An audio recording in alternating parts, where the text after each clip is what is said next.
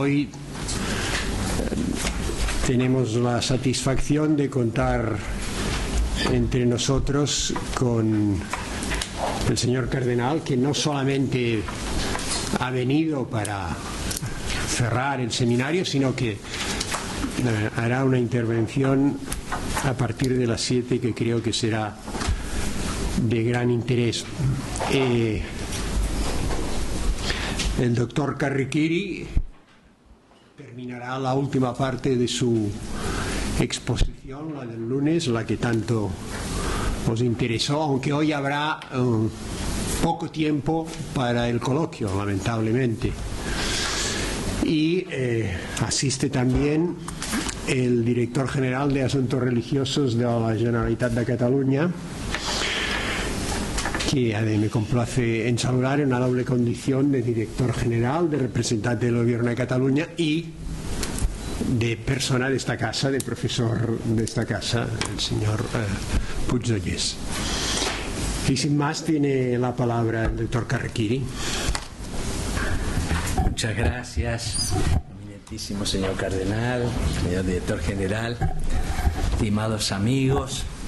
En la inauguración de este seminario sobre la situación de la Iglesia en el mundo, destacábamos que el Concilio Vaticano II es la referencia fundamental desde una correcta hermenéutica de lectura y de actuación como inteligencia de la vida eclesial en estos últimos 50 años. Y que poner al mundo moderno en relación con las energías vivificantes del Evangelio, como decía la Constitución Humani Salutis de Juan XXIII, había significado replantear la misión de la Iglesia en 3 círculos de diálogo con una modernidad en crisis. Ustedes recuerdan que hablamos del diálogo de la Iglesia y el Estado moderno, en la política, hoy caracterizado por las tenazas que ponen radicalmente en cuestión los fundamentos de la laicidad del Estado y muchas veces también la presencia pública de la Iglesia entre un relativismo laicista radical y un fundamentalismo religioso.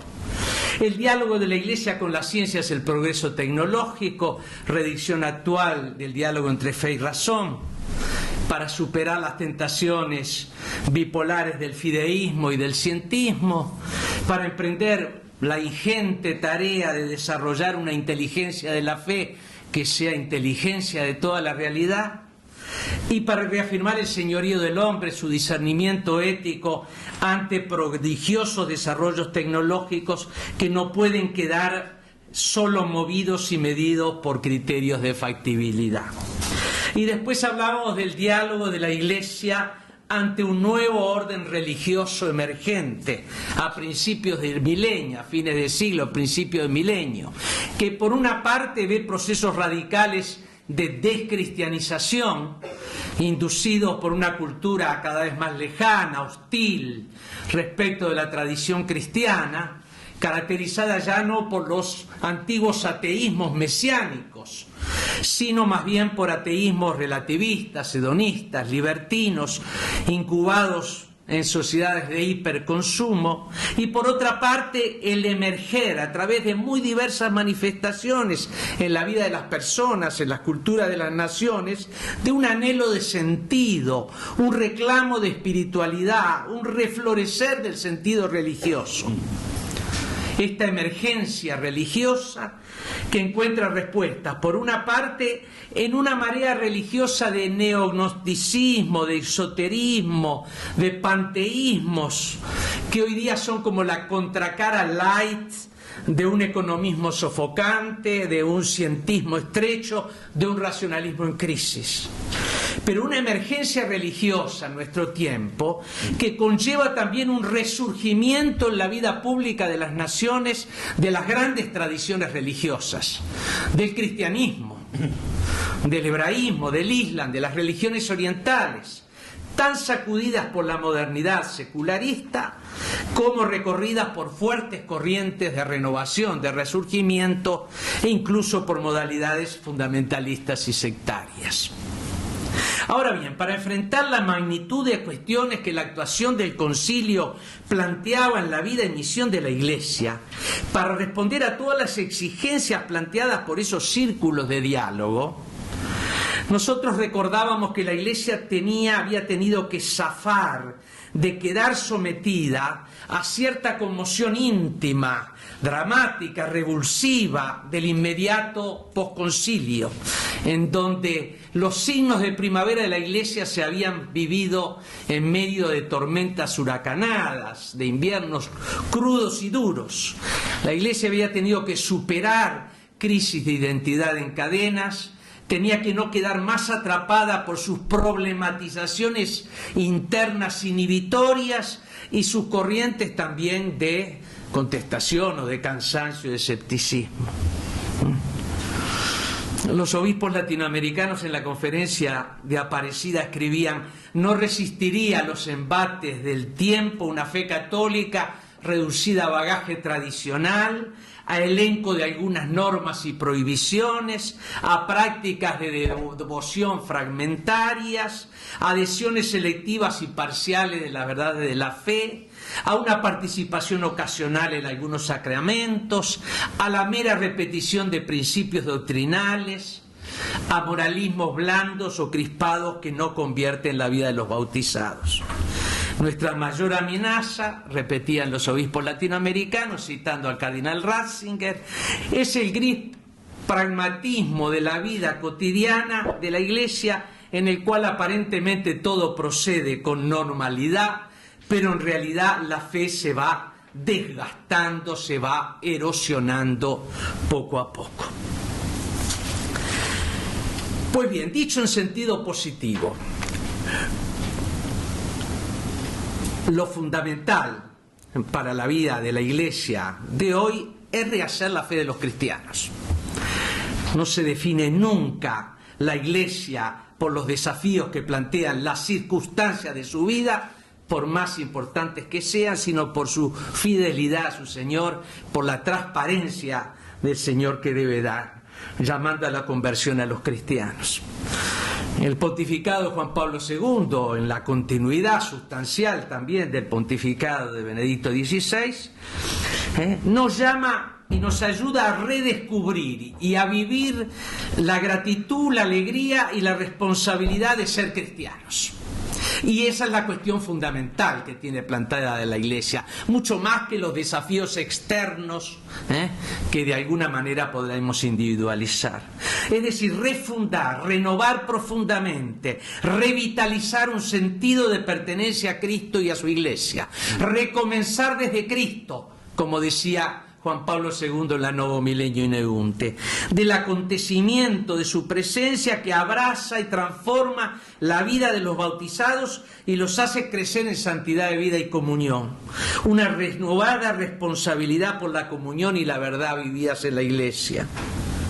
Solo experimentando a fondo en la propia vida el amor de Dios, verificando en la propia vida de qué modo el encuentro con Cristo cambia la propia vida y la convierte en más humana, reconociendo con estupor el misterio de unidad y comunión que se vive en la Iglesia, solo por ese desborde de gratitud y de alegría, por ese testimonio de vida nueva, solo así la nueva evangelización de la que hablábamos deja de ser lenguaje convencional o formal o lenguaje de iniciados y cobra ardor, cuerpo y despliegue.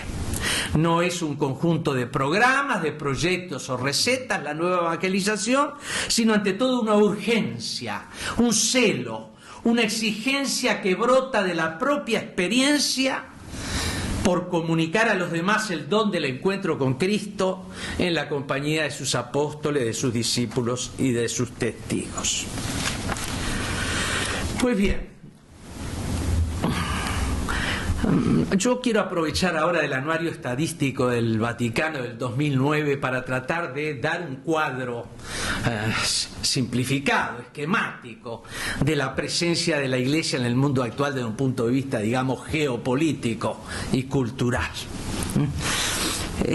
Las últimas estadísticas en posesión de la Santa Sede nos dicen que los católicos hoy día son algo más de 1.180 millones. de una población mundial de 6.700 millones. O sea, los católicos hoy día son el 17.4% de la población del planeta. Del 2008 al 2009 ha habido 15 millones de aumento en el número de los católicos, 1.3%, que es un aumento relativo en relación al aumento mucho mayor de la población mundial. El dato más relevante de este número grueso es que más del 49,5% de los católicos está en el continente americano, en todo el continente americano, en el que hay que distinguir más del 80-85% de población latinoamericana, de México hasta la Patagonia, de bautizados, y el 24% de bautizados en la Iglesia Católica en los Estados Unidos. Ya es la cuarta parte de la población de los Estados Unidos. La confesión católica llega a ser hoy día la confesión cristiana más numerosa. El protestantismo, las diversas confesiones protestantes en su conjunto son más numerosas, pero como individual confesión cristiana, la católica es la más numerosa en los Estados Unidos, cuyo intenso ritmo de crecimiento está asegurado por las migraciones hispanas, sobre todo, y por a una alta tasa de natalidad, al punto que los hispanos serán dentro de 15 años la mitad de los católicos de todos los Estados Unidos. El catolicismo vio un crecimiento espectacular en África, como lo mostró de alguna manera el viaje de Benedicto XVI al Camerún y a Angola. El 15% de la población católica mundial está en África y es casi el 18% de la población africana. Crece poco en Asia, donde es el 10% de la población católica mundial y solo el 3% de la población asiática. En el siglo justamente que ve el emerger del Asia, del Oriente Asiático, como uno de los polos de la determinación del mundo actual. En Europa son el 40% de la población europea y solo el 24% de los católicos a nivel mundial. El catolicismo de alguna manera está en crecimiento en todos los continentes, a excepción de Europa, donde o se estanca o decrece algo, mientras que su pulmón oriental, que sostiene todavía altos porcentajes, está dado por la arraigada cristiandad polaca, y después veremos por la relación con la Iglesia Ortodoxa. Es impresionante constatar que los 6 primeros países en cuanto al número de bautismos impartidos anualmente en proporción con el total de católicos de dichos países son en este orden: Brasil, México, Filipinas, Estados Unidos, Colombia y Argentina. Luego vienen Nigeria y el Congo, y después viene Italia, Francia, Polonia y Guatemala. No tengo en esta lista a España. Esta presencia universal de la Iglesia Católica es verdaderamente católica, porque abraza muy diversas gentes, pueblos, culturas, civilizaciones en todos los continentes. En relación con otras iglesias y comunidades cristianas y con otras tradiciones religiosas, cuyos ámbitos de difusión se concentran sí en macrorregiones, pero dentro de precisos ámbitos culturales, y por consiguiente son de internacionalidad limitada. Son 240 millones los cristianos ortodoxos, 105 millones los pentecostales, 75 millones los reformados presbiterianos, 75 millones los anglicanos, 70 millones los bautistas, otros 70 los metodistas, 65 los luteranos y así sucesivamente. El Islam ha superado como el catolicismo el umbral de los 1.000 millones, pero hay que tener en cuenta que se computan en estos 1.000 millones de musulmanes todos los habitantes de las regiones y de los países del Medio Oriente donde la sociedad civil por entera se considera musulmana, no habiendo un criterio preciso como el bautismo de la Iglesia Católica. El mundo del hinduismo molto diluido llega a los 800 millones, el budismo a los 360 millones, la religión china tradicional 225 millones. Y crecen movimientos religiosos de diversa catalogación, más o menos sectarios, más o menos exotéricos, en torno a los 120 millones. La tesis del famoso Huntington, que afirmaba que en el año 2020 el Islam estaría más difundido que el cristianismo, ha sido desmentida por muchos estudiosos que señalan que en el 2050, en el proceder de estas proyecciones estadísticas, habrá en el mundo 3 cristianos por cada 2 musulmanes.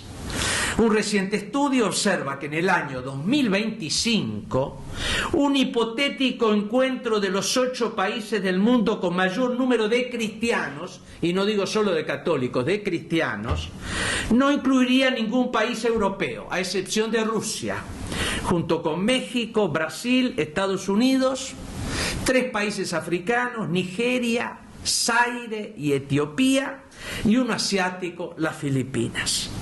La capacidad de desarrollo y crecimiento del cristianismo parece concentrarse para las próximas décadas, especialmente en el sur del mundo, con un rostro bárbaro. Cuando llegué con 26 años a la Curia Romana, un maestro, un padre y maestro mío del Uruguay, me dijo: demasiado joven para ir a Roma, demasiado joven, pero si te insisten, los bárbaros a Roma. Esta presencia católica de la Iglesia, que cada vez más tiene que repensar su presencia católica en el marco de la globalización. La estructura teológica aportante de la Iglesia Católica es aquella de la Iglesia particular, es diocesana. En correspondencia al desarrollo de los estados nacionales modernos, la Iglesia ha tenido que adecuar sus formas de presencia a través de la formación de las conferencias episcopales. Hoy día estamos en un proceso de gran formación de estados continentales.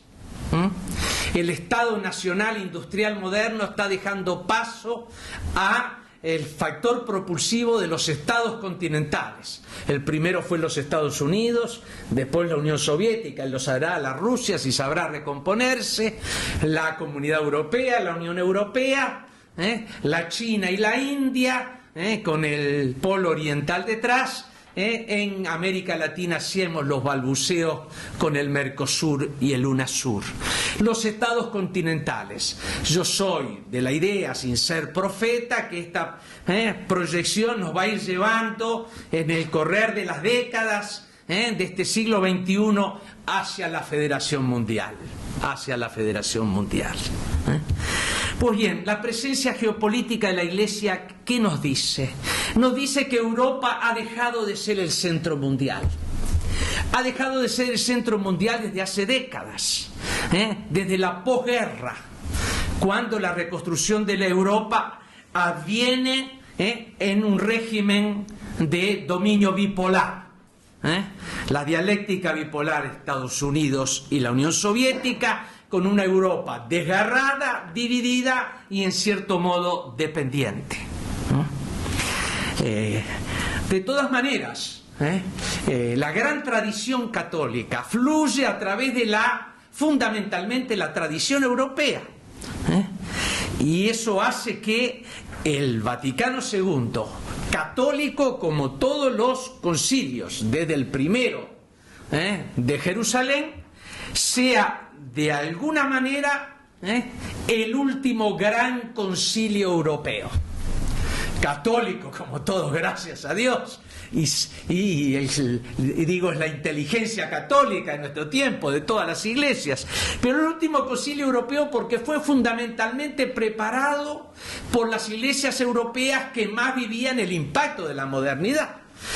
Se ha hablado de un eje renano que pasaba desde Bélgica, Holanda, Francia y Alemania, hasta el norte de Italia, comprendía también Barcelona, se lo merecía por lo menos, este eje renano que preparó el concilio, las iglesias, digamos, del entonces tercer mundo, quedaron sorprendidas ante la convocación del el concilio Vaticano II, y a decir verdad, algún europeo un poco soberbio las trató de iglesias del silencio, no porque estuvieran sometidas a regímenes como el comunismo, porque poco aportaban dentro del debate de las sesiones conciliares. Europa ha vivido un fenómeno sorprendente. Hemos hablado mucho en la sesión inaugural de todo lo que se ha vivido en el inmediato posconcilio. La Iglesia, que en el medio de la renovación, fecunda por una parte, pero llena de desasosiegos, de impaciencia por otra, abría las ventanas al mundo y penetraba aquel huracán que podemos concentrar en el famoso 68, una revolución cultural que llevaría a ímpetus de fuerte descristianización que sacudirían especialmente la tradición cristiana en Europa. Es un misterio cómo el continente que ha sido hecho por la tradición cristiana suscite periódicamente y hoy día en forma sorprendente un rechazo, una crítica, pero también a veces un odio visceral hacia esa misma tradición cristiana y especialmente católica, al punto que el relator del Sínodo Europeo hace algunos años, creo que lo puedo citar, sí, era el cardenal Rouco Varela, sí, hablaba de una tranquila apostasía de masas en Europa.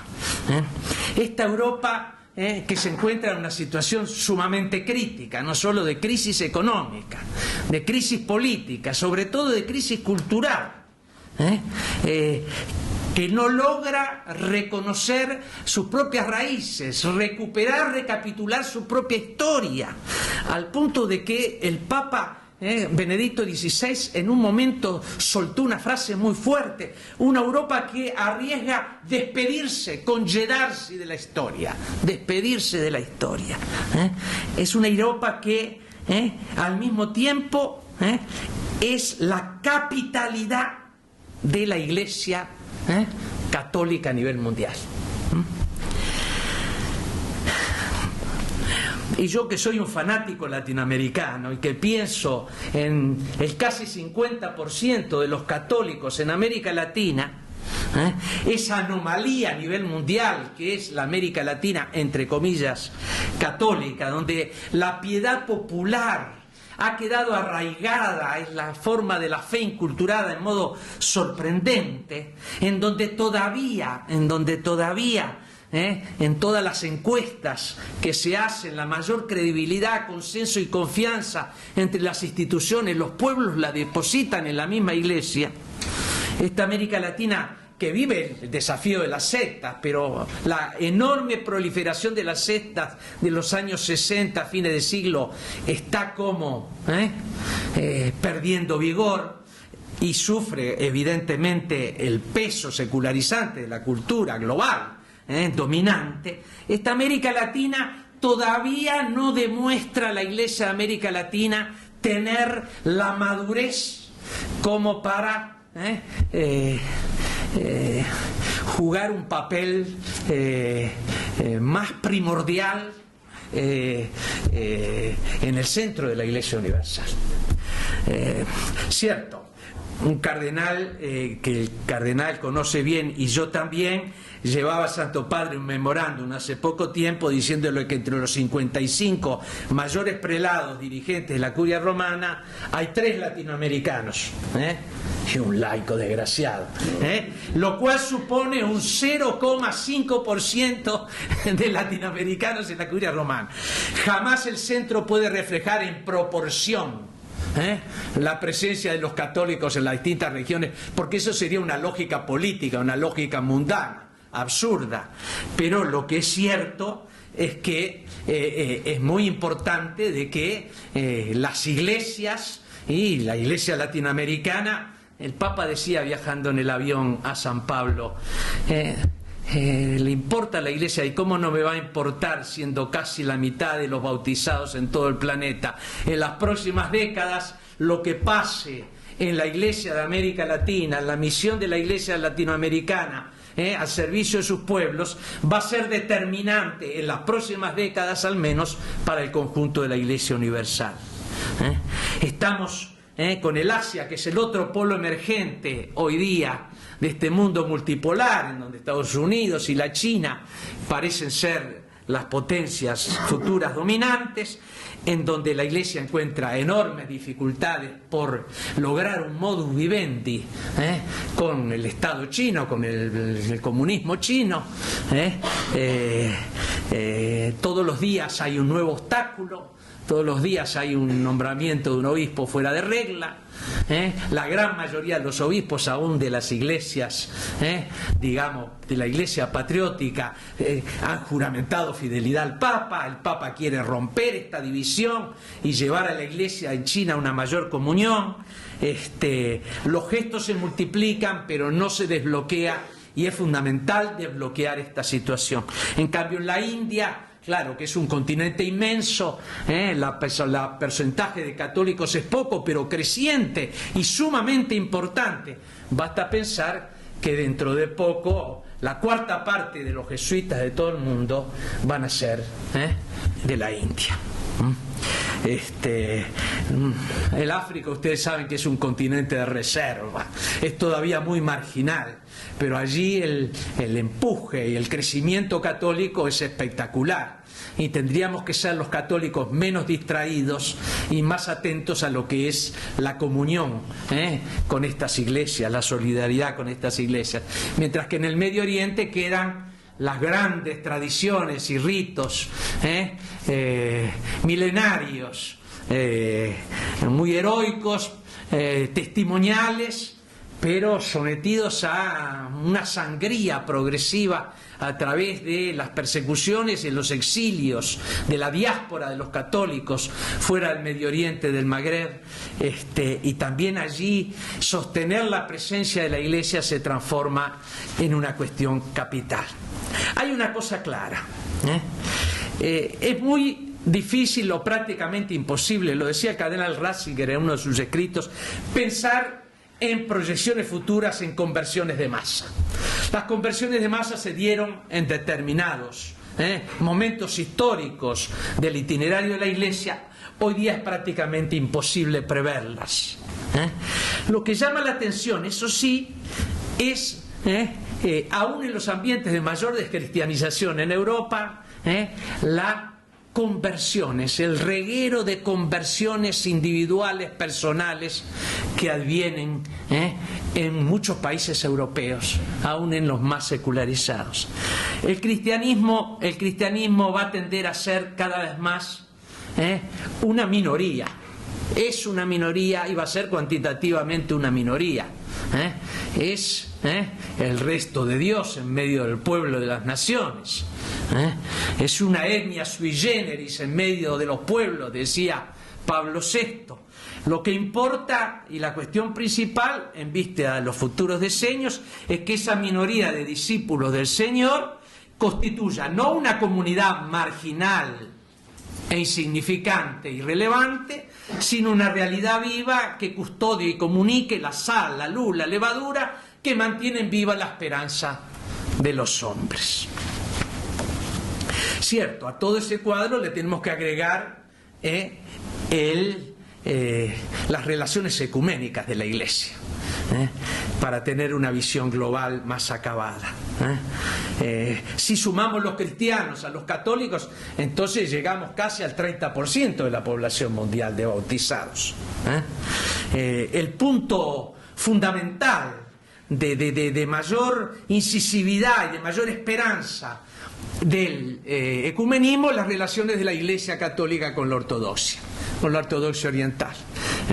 El Papa polaco hizo todo lo que pudo en ese sentido, gesto tras gesto, pero la inadversión, la enemistad secular entre polacos y rusos bloqueó todos sus mejores intentos.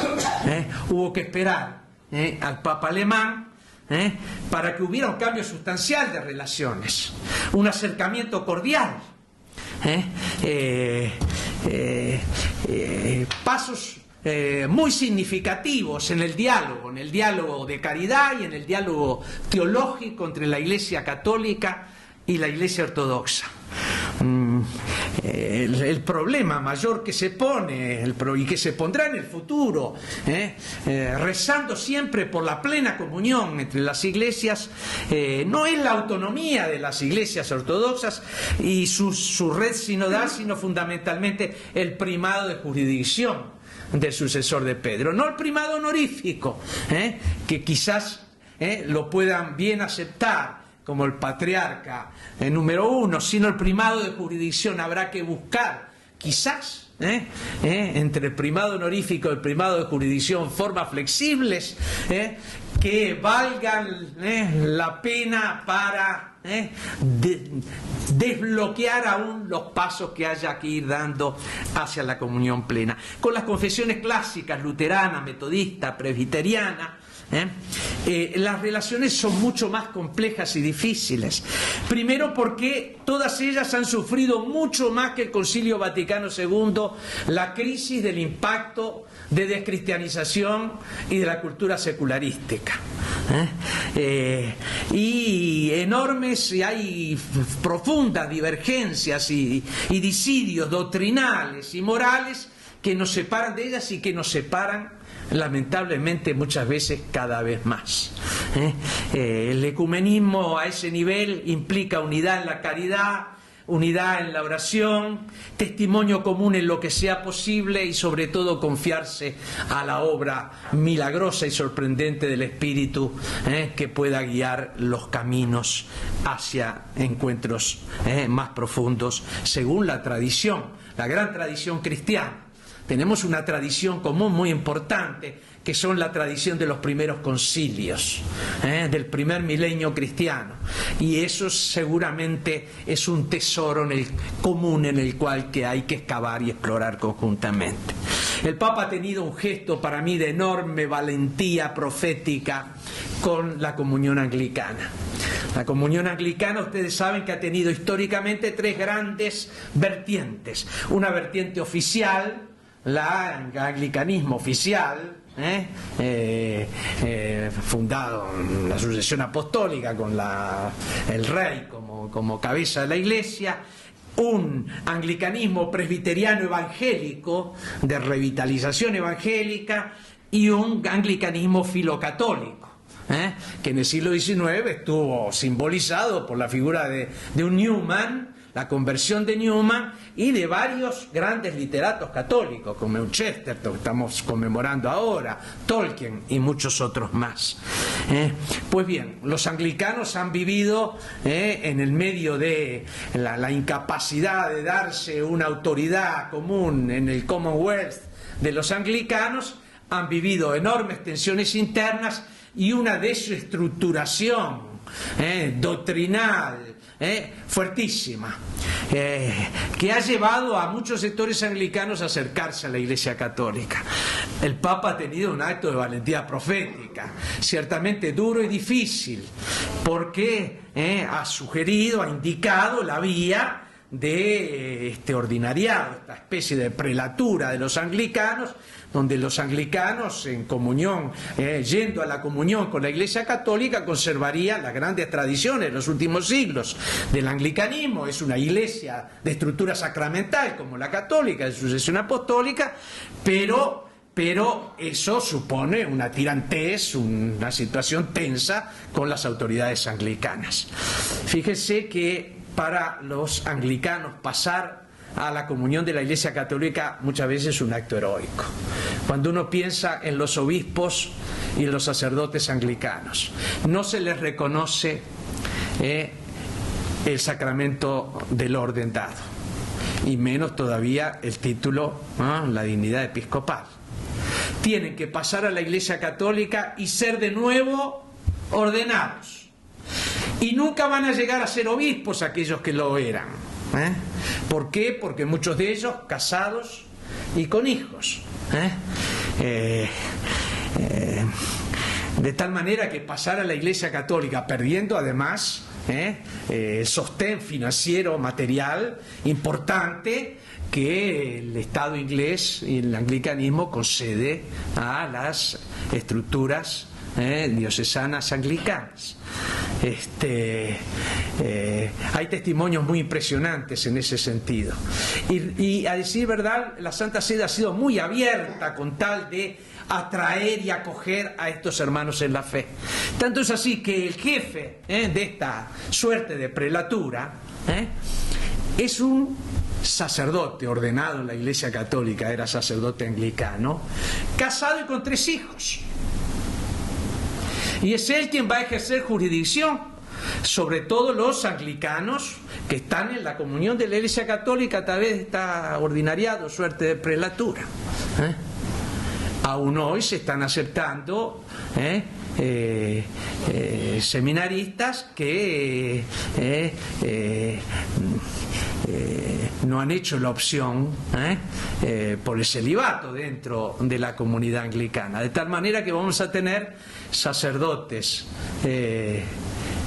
casados no solo en los ritos orientales, sino también en un rito occidental especial, que son los de los anglicanos en comunión con la Iglesia Católica. Y después tenemos a la gran marea, la revolución de los evangélicos o neopentecostales, las asambleas de Dios, los bautistas, lo que en Estados Unidos meten todo bajo el sombrero de los evangélicos, que han tenido un crecimiento inmenso en los últimos 100 años, fundamentalmente en América Latina, en África y en Asia, a través de los revivals vividos en Estados Unidos y el gran despliegue de misioneros hacia todos estos continentes y países.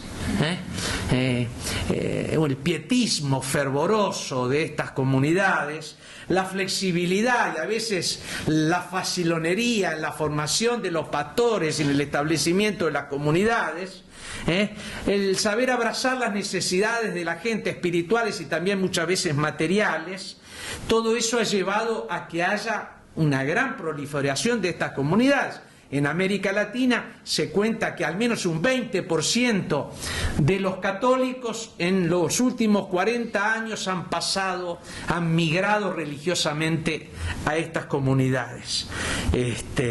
Ciertamente eso se debe también en buena medida a fenómenos de autosecularización de la Iglesia, que ha sido incapaz de responder a las necesidades religiosas de sectores de su población.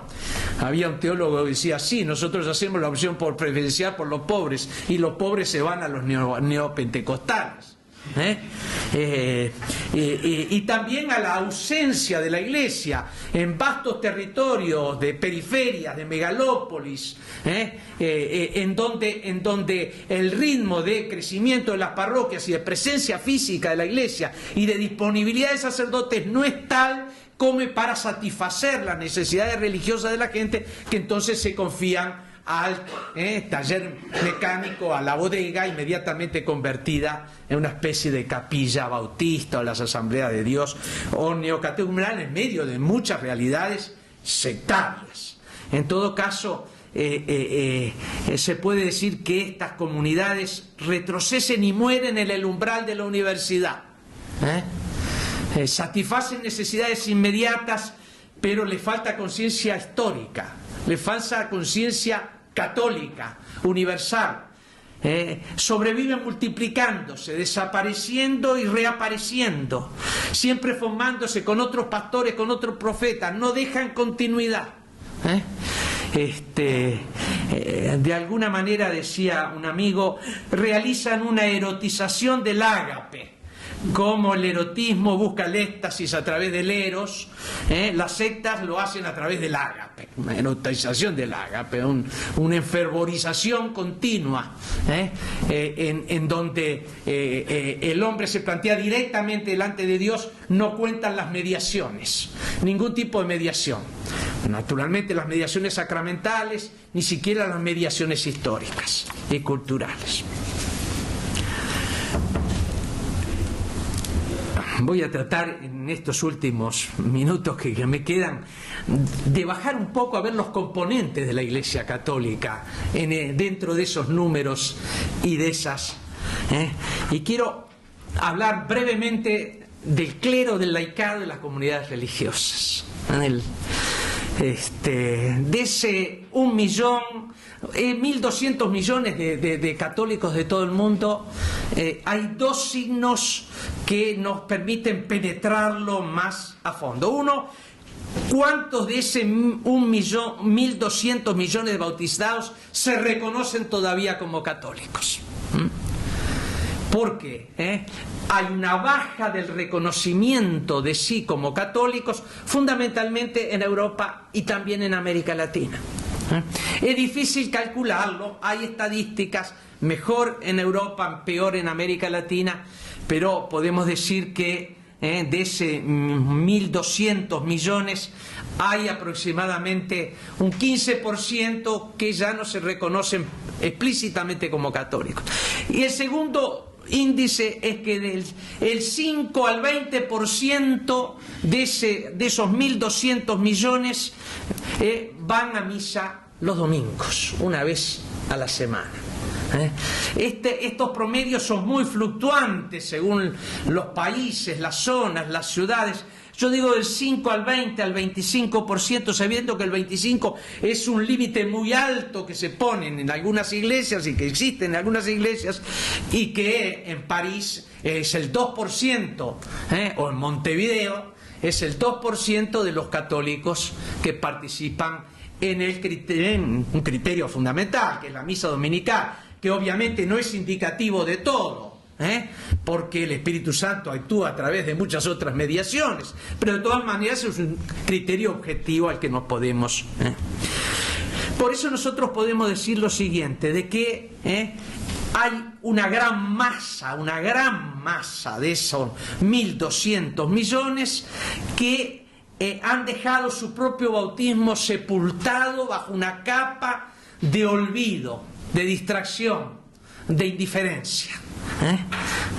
De tal manera que cuando hablamos de esta gran corriente de promoción de los laicos que recorre todo el siglo XX, en los libros de historia veremos que es una caracterización fuerte de la historia de la Iglesia del siglo XX, gracias a Dios, la mayor toma de conciencia de su dignidad, de su participación, la mayor corresponsabilidad, presencia en todas las instancias de la vida y la misión de la Iglesia. También tenemos que decir de que eso va acompañado por una descristianización masiva que afecta al conjunto del cuerpo de la Iglesia. De tal manera que a todo ello tendríamos que agregarle que para muchos otros cristianos que todavía se confiesan cristianos y mantienen ciertas tradiciones y devociones, habría que preguntarse cuánto esa confesión cristiana es ajena o verdaderamente incide en los intereses vitales de la persona. El acontecimiento de Cristo que no incida, no transforme, no cambie la vida de las personas en todas sus dimensiones, es un acontecimiento que poco a poco se va convirtiendo en superfluo. Por eso un padre sinodal en un sínodo sobre los laicos decía: el laicado, un grande gigante dormido, adormecido. La inmensa tarea de convertir a un pueblo de bautizados, de encaminarlo hacia un pueblo de discípulos y testigos. Repensar, por consiguiente, a fondo todo lo que supone la iniciación cristiana en las condiciones de nuestras sociedades actuales, la reiniciación cristiana de los bautizados, recomenzar desde Cristo, en los itinerarios, en los caminos, en los métodos que lleven hacia la formación de cristianos maduros en su fe. Las tres células fundamentales de formación de los cristianos ordinarios, sabemos que muchas veces están en crisis. La familia, capital para la Iglesia, las parroquias, y las escuelas católicas.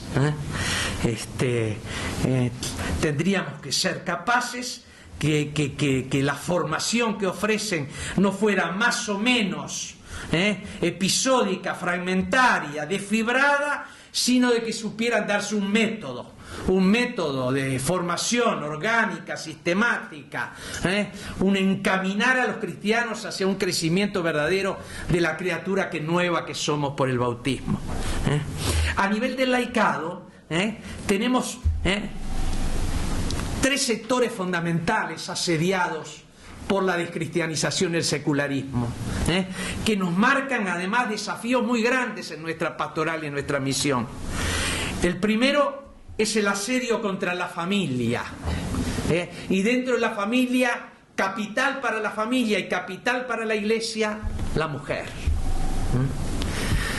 La mujer. De todos modos, la mujer no será sucesora de los apóstoles, pero nosotros sabemos que la mujer ha sido capital en el sostén y en la vida de todas las comunidades cristianas. Juan Pablo II intuyó que había que dar un giro importante sobre el tema de la mujer, carisma femenino, el genio femenino, mayores responsabilidades. Es un tema que la Iglesia tiene que afrontar todavía más de lleno. La familia es capital para la Iglesia, y sabemos cuánto está asediada, erosionada, y la mujer dentro de la familia. Se está procediendo a través de nuestro mundo, de nuestra cultura actual, a una desestructuración de procesos culturales milenarios de civilización. Y Dios sabe a dónde va a llevar esto como deshumanización y descristianización al mismo tiempo. El segundo sector fundamental, las nuevas generaciones. Se envejece nuestro personal, envejece el cuadro humano de la participación en los servicios litúrgicos, en la misa dominical. La intuición de Juan Pablo II con las Jornadas Mundiales de los Jóvenes. Son minorías juveniles, pero reunir cientos de miles de jóvenes ha sido en la Iglesia en estos últimos 20 años un signo de grande promesa y de grande esperanza para la vida de la Iglesia. Yo decía, y el día después, y después de la Jornada Mundial, ¿quién los acoge? ¿Cómo se encausan? ¿Quién los forma? ¿Qué camino van a seguir? ¿Qué método de formación? ¿Qué comunidades vivas los van a hacer seguir viviendo el mismo entusiasmo que van a vivir con el Papa en Madrid, en cada una de las diócesis, en cada una de las parroquias, en cada uno de los movimientos? Y el tercer gran desafío, los sectores posmodernos, culturales, tecnológicos, cada vez más alejados de la Iglesia, sea a nivel académico, empresarial, tecnológico. Cuando el Papa larga al patio de los gentiles, nos está dando una indicación di massima, dijo los italianos: suscitar diálogos abiertos. La nueva evangelización no es simplemente reavivar la fe de los dormidos indiferentes cristianos, es también entrar en un diálogo abierto de enriquecimiento común, de propuestas, interpelaciones con todos aquellos que no confiesan la fe cristiana, que tienen responsabilidades importantes en los distintos campos de la convivencia, pero que se plantean con seriedad, con honestidad los problemas graves que hoy se plantean al porvenir de hombre, a la convivencia, a la calidad, a la providencia de las naciones. No insisto sobre la clericalización de los laicos, que ha sido otra tendencia de los años 60-90, porque hablamos respondiendo a las preguntas, pero es un hecho evidente. Si no, el Papa Benedicto XVI no estaría insistiendo día tras día en la formación de una nueva generación de laicos coherentes con su fe, comprometidos en todos los ámbitos de la construcción de la sociedad y especialmente en la política. Y recuerdo que Joseph Miró ponía planteamientos y preguntas muy serias, porque sabemos que la pura diáspora de los cristianos muchas veces es insignificante e irrelevante, y sabemos también que plantear la unidad política de los católicos como bloque político también hoy día puede parecer utópico e inconveniente. Hay que buscar, eso sí, que haya formas reales de convergencia de los cristianos, en donde esa convergencia cuente más que la dialéctica partítica. Que la dialéctica partítica, que la pertenencia a Cristo y a la Iglesia cuente más que la pertenencia y la solidaridad al propio partido político. Habrá que generar nuevos movimientos, nuevas formas políticas. Eso dependerá de la historia, de la tradición, de la prudencia de cada nación, de sus pastores, de los laicos comprometidos en ello. Finalmente, el otro fenómeno de los laicos que ha sido importantísimo, signo de esperanza, signos providenciales, las nuevas realidades eclesiales que han surgido en estos últimos 40, 50 años. Movimientos, nuevas comunidades, en el sentido muy lato con el cual el Papa se refería a movimientos. Formas comunitarias, asociativas, que han sido siempre fermentos, moradas, escuelas, inversiones multiplicadoras para revitalización de la vida de los cristianos, para la génesis de nuevas formas de liderazgo cristiano, así como lo fueron las confraternidades y las hermandades en el tiempo de la Reforma Católica, la Reforma Protestante, el renacimiento asociativo católico a fines del siglo XIX, la tradición importantísima de la acción católica hasta hoy día, los cursillos de cristiandad, cuando la acción católica comenzó en algunas partes a perder, a debilitarse.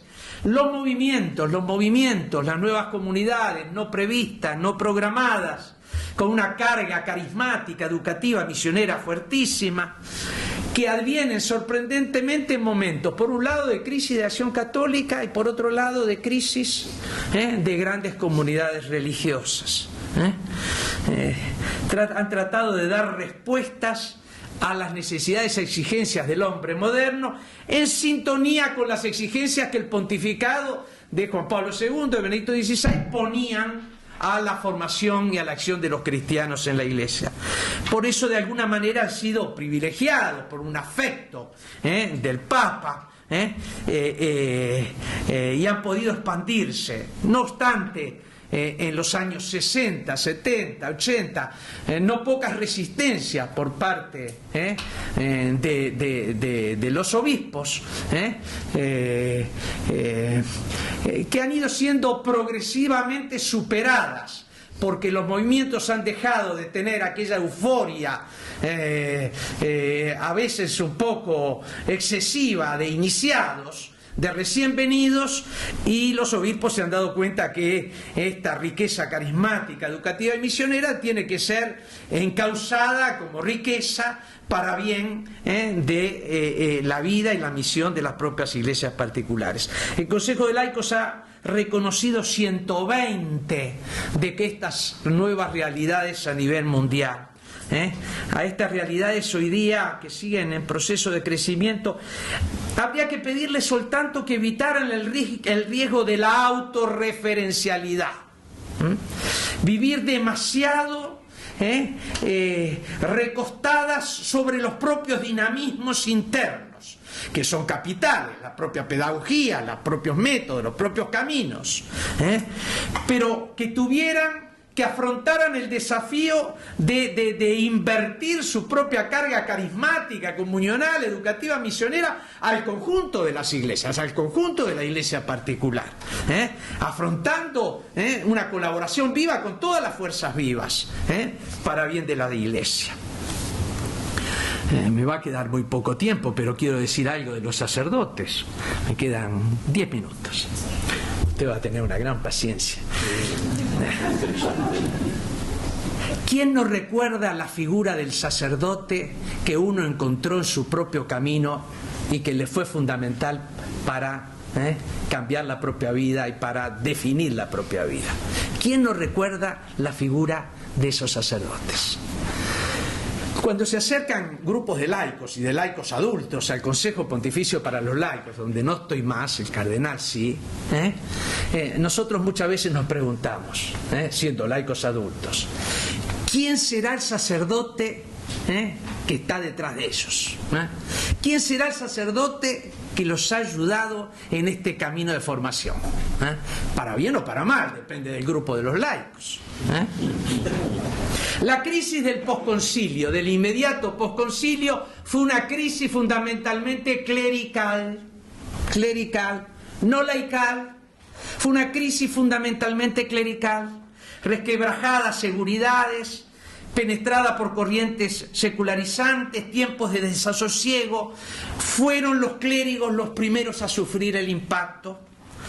Y si uno ve la sangría impresionante de secularizaciones sacerdotales de los años 67 al término del concilio hasta final de los años 70, uno se horroriza, porque en los tiempos modernos no hubo nunca nada igual.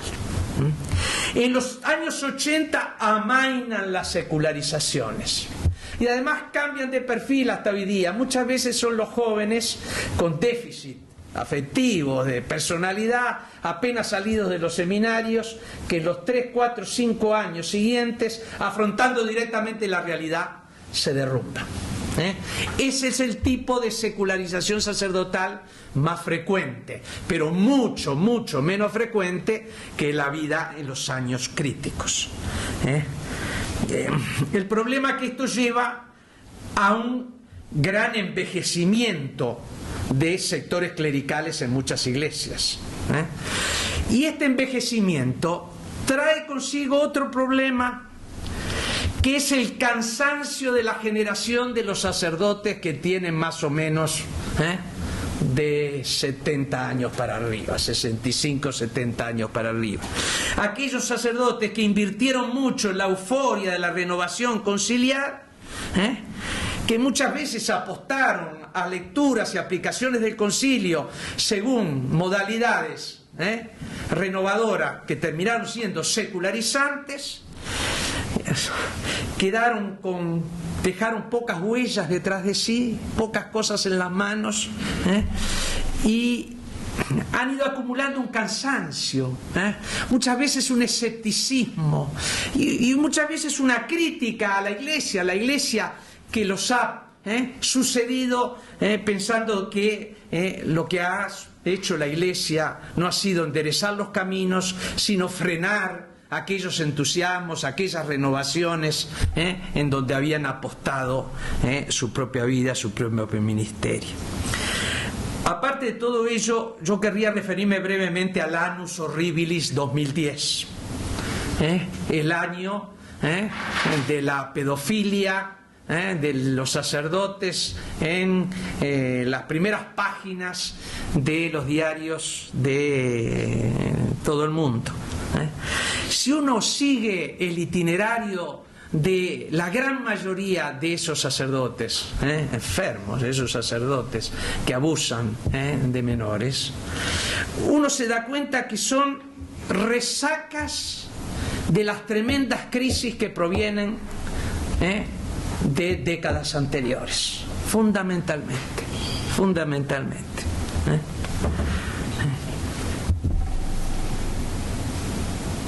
Uno se demanda, ¿cómo es posible? ¿Dónde estaban los obispos de estos sacerdotes? ¿Dónde estaban los rectores del seminario de estos sacerdotes? Los directores espirituales de estos sacerdotes. En general de ellos todos de una cierta edad ya, porque provenían de una fase de desestructuración de los seminarios de formación sacerdotal. Desestructuración de cierto reino de la indisciplina, de la libertad confundida con cierta facilonería, un cierto liberalismo que llevaba para la formación un temple fuerte como tiene que ser el de sacerdote, un temple fuerte como debe ser sacerdote, no ofrecía los alimentos, las disciplinas, en el orden espiritual, en el orden intelectual, doctrinal, en el orden afectivo, suficientes como para no quedar sometidos a las mareas fuertísimas que se vivieron en esas décadas. En febrero, en la Gregoriana, va a haber un seminario importantísimo para culminar todo el trabajo que ha hecho la Santa Sede, el Santo Padre, en primer lugar para cambiar radicalmente la forma en que se había actuado antes ante estos problemas, escondiéndolos, desplazando los sacerdotes de una parroquia a otra, buscando silenciar a los afectados. El Papa ha hecho una obra impresionante que nos ha descolocado a todos. Nosotros, que somos más bien peleadores, hubiéramos querido salir diciéndole a la prensa: pero ustedes exageran, ustedes odian a la Iglesia, ustedes toman un ínfimo número de sacerdotes y presentan la figura sacerdotal como la de un conjunto de pedófilos. Ustedes no se dan cuenta de que en la Iglesia sucede mucho menos de esto que en muchos otros ámbitos de la vida civil, pública y religiosa. Sin embargo, el Papa, que podía haber hecho esto y que es consciente que mucho de esto ha sucedido, ha buscado poner el dedo, el acento fundamentalmente en un grande proceso de purificación interna. No nos contentemos con atacar a nuestros enemigos, sino tener conciencia que el peor enemigo está dentro de nosotros mismos, de cada uno de nosotros mismos y en nuestras comunidades cristianas. Un proceso de purificación, de reconciliación en la fe, con enormes problemas todavía sin resueltos en ese proceso. El obispo tiene que colaborar con las autoridades civiles, no hay que dejar al sacerdote enfermo que continúa haciendo mal, pero al mismo tiempo el obispo tiene que mantener su paternidad con sus propios sacerdotes. A los sacerdotes enfermos tienen que sufrir, si cometieron delitos, castigos ejemplares, pero también la Iglesia tiene que buscar formas de sanación, si esta es posible. Hay que pedir perdón y para una reconciliación con las víctimas, también resarcimientos económicos cuando hagan falta. Pero ¿cómo distinguir la responsabilidad personal del sacerdote que comete abusos? Muchas veces transformada rápidamente en una responsabilidad colectiva de toda la Iglesia, cuando el principio de la responsabilidad personal es fundamental en la tradición penal, y los tribunales judiciales, un poco por todas partes, se está muchas veces extralimitando en los motivos culturales, ideológicos y a veces también políticos que los amenazan. Hay un aumento tendencial del número de seminaristas en las últimas 3 décadas. Un aumento tendencial, pero todavía gradual, moderado. Y hay un aumento, un incremento del clero diocesano en todos los continentes, menos que en Europa. El número total de sacerdotes en el mundo, de diocesanos y religiosos, ha aumentado en 1.150 unidades solo en el año anterior, del 2008 al 2009. Y esto quiere decir, el número de seminaristas también ha aumentado en 1.100 seminaristas del 2008 al 2009. Crecen en todas partes los seminaristas, a excepción que en Europa, por más de que dentro mismo de Europa las proporciones sean diversísimas. Lo cierto es que se ha aprendido en la Iglesia, esto es fundamental, una recomposición, un repensamiento sobre los seminarios, que todo este año horrible lo exigirá aún más, para asegurar garantías de formación de sacerdotes, de auténtico temple humano y calidad sacerdotal, lo que no es fácil en las condiciones actuales que estamos viviendo. Los diáconos permanentes han aumentado mucho por doquier. 1.300 unidades, son ya 37.000 en el mundo, y eso muchas veces complementa la ausencia de los sacerdotes. 410.500 sacerdotes, 410.000 revolucionarios profesionales del Evangelio, totalmente consagrados a Dios para servir a su pueblo. Yo creo que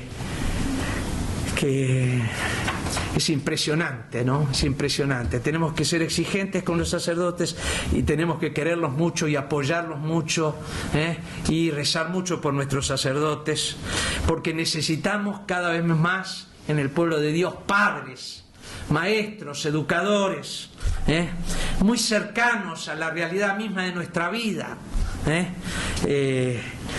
sacerdotes misioneros junto a su pueblo. En el sínodo sobre los laicos, cuando hablaron el conjunto de los laicos, sobre los laicos, dijeron, bueno, van a hacer alguna reivindicación laical, no, dijeron, nosotros lo que tenemos necesidad son más sacerdotes, más cercanos sacerdotes y más santos sacerdotes. Y termino con la crisis de comunidades religiosas, de institutos de vida consagrada. Para mí es el problema más delicado que se arrastra en la Iglesia del posconcilio hasta nuestros días. Es decir, de tonalidades rígidas, verticalistas, ultradisciplinadas, a veces ultramontanas, exigentes en la obediencia, de formas identificatorias incluso pomposas, a veces un poco anticuadas. Se pasa en muchos institutos de vida consagrada desmantelamientos institucionales, comunitarios y personales de gran aceleración, a la confusión entre renovación de los institutos y su secularización, a la insidia de penetración de una lógica mundana que debilita la radicalidad de la consagración. Y por eso, las vocaciones disminuyen sobre todo entre los religiosos y mucho más todavía entre las religiosas femeninas activas en las últimas décadas. Yo tengo la hipótesis, dicha con mucho cariño, porque todos fuimos formados por ella, que el punto eje de esta crisis es la crisis de la Compañía de Jesús, que es la columna vertebral de la Iglesia en los últimos 5 siglos. El instrumento precioso para la vinculación del papado con el mundo entero y con todas las iglesias particulares. La vanguardia intelectual y misionera de la Iglesia. Pero si uno piensa que desde 1960 al 2000 los jesuitas han perdido la tercera parte de sus efectivos, uno piensa lo que significa para la Iglesia la pérdida de ese capital humano, el capital humano más formado dentro de la Iglesia, al punto que hoy día la sustitución de esa tercera parte de jesuitas que se han secularizado van a provenir de la India, y es providencial que provengan de la India, pero no con el background cultural de tradición católica que traía detrás un jesuita español, un jesuita italiano. ¿Cuántos novicios jesuitas entran en España o en Italia hoy día por año? 2, 3. Esa situación es dramática. Y no es solo los jesuitas, más otras grandes comunidades religiosas que sufren en el mundo. Y de alguna manera arrastran al mundo femenino religioso, que estaba mucho menos preparado para soportar el vendaval. Y que además muchas veces sus capellanes eran o jesuitas o dominicos o franciscanos, quizás algo en crisis.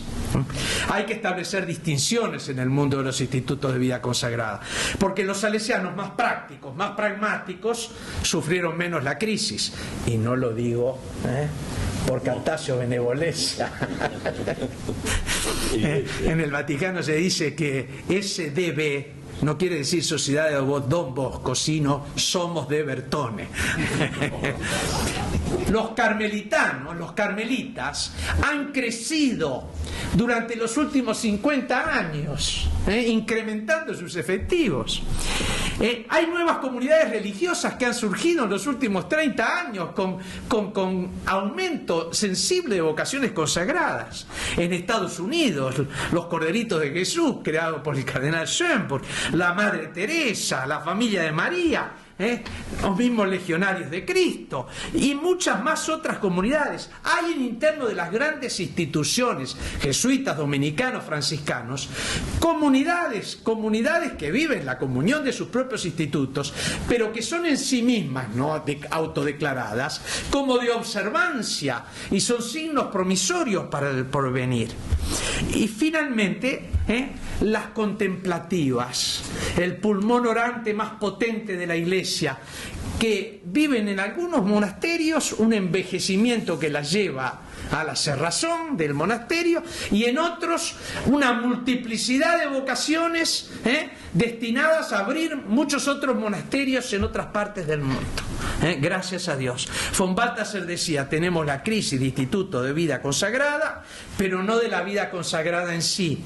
¿Por qué? Porque están surgiendo también nuevas formas de consagración laical, fundada en el bautismo, y no propia de un instituto religioso. Hay que ver en los movimientos, en los nuevos movimientos eclesiales, cómo se están multiplicando estas nuevas formas de consagración, monacales en el mundo, laicos en el mundo, pero siguiendo empeños, no votos, pero empeños radicales de pobreza, de obediencia, de castidad. Por más de que alguna de estas nuevas formas de consagración les haya dado por utilizar el hábito religioso o la terminología religiosa, y el Consejo de Laicos con razón está cuidando que aclaren bien cuál es su estado de vida, porque confundir los estados de vida en la Iglesia no fue nunca cosa buena. Yo pienso de que no se ha hecho a fondo un examen de esta crisis de las comunidades religiosas todavía. Ni se han puesto suficientemente los programas, los medios, las orientaciones para ayudar a ir afrontándola. Esto que digo es serio, es serio. Pero también el problema es inmenso. ¿Quién le pone el cascabel al gato? Y esto es grave, el punto más crítico que se arrastra en la Iglesia, porque los institutos de vida consagrada son los creadores y gestores de las instituciones educativas católicas. Fíjense ustedes que tenemos, acá tengo una lista de escuelas, de colegios y universidades católicas inmensa. Son los promotores de la pastoral de intelectuales.